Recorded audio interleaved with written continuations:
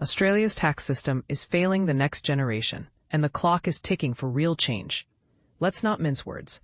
There is growing consensus among experts and across party lines that young Australians are getting a raw deal when it comes to tax policy.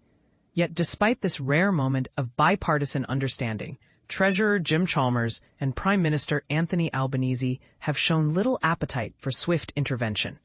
For many, this inaction feels not just disappointing, but dangerously negligent.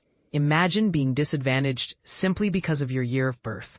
If this sounds unfair, it's because it is. And here's where frustration sets in. Rather than tackling the problem head-on, our government seems inclined to drag their heels, prolonging consultations and delaying any real reform until it's politically convenient, perhaps even until after the next election. The urgency is absent, but the consequences are not. One reason for this complacency might be how the issue is discussed. Bureaucratic jargon like inequity or misaligned tax settings disguises the real impact these policies have on young people's lives. For younger Australians, this isn't just a matter of paying more or less tax over a lifetime. It's about what kind of future they can realistically imagine. Their autonomy, dreams, and even family plans are shaped or crushed by these decisions. And this is the part most people miss. Waiting for change isn't just an inconvenience. It can mean missing the fleeting window to start a family. It's well known that fertility is time-sensitive. While men can technically father children later in life than women, mounting research shows that waiting too long isn't without health risks for future children as well. Every year of dithering by policymakers narrows these windows, especially for families hoping to have kids while maintaining careers, securing stable housing, and affording essentials like childcare. While Australia's leaders debate, entire generations are sidelined by forces out of their control. It's not a matter of young people demanding luxury. They're fighting for fundamental opportunities that were far more attainable for those born just a few decades before. The rising costs of housing, childcare, and basic necessities are blocking hard-working Australians from building families and futures near their workplaces, even though they've studied and worked as diligently as any generation before. The core issue here isn't about personal extravagance. It's about being let down by policy failures. And this is where the controversy lies.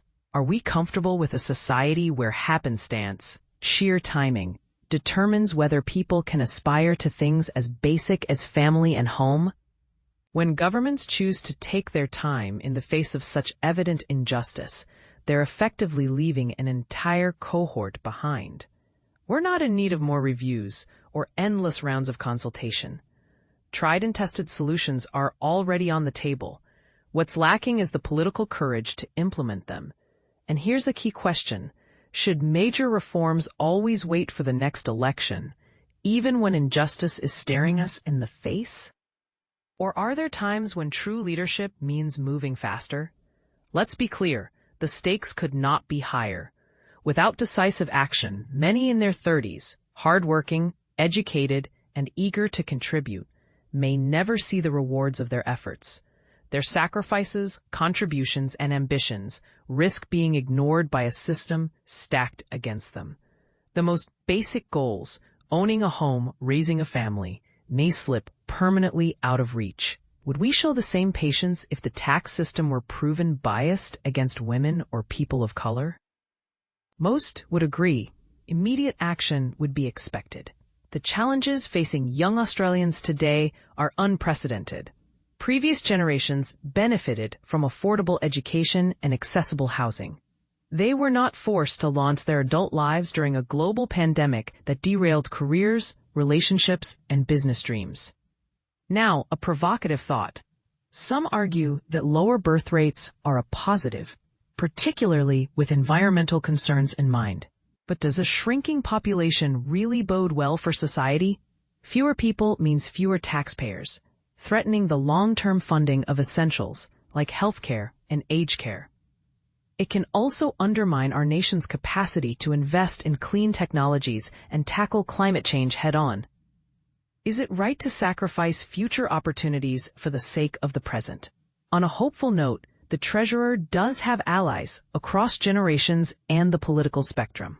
Younger generations support reform, and many older Australians want to thank those who accepted significant burdens during the pandemic, what some call a genuine intergenerational debt. Older voters, too, may understand the value of passing on opportunities, not obstacles, to their children and grandchildren. Ultimately, this is about more than numbers and policies. It's about fairness. It's about building a future where every Australian has a genuine shot at a good life, not just those lucky enough to be born at a particular time. And here's the big question. Do you believe Australia is doing enough to ensure fairness across generations? Or is urgent, courageous action overdue? Should age and timing dictate your destiny? Share your views. Whether you agree or disagree, your voice matters in this debate.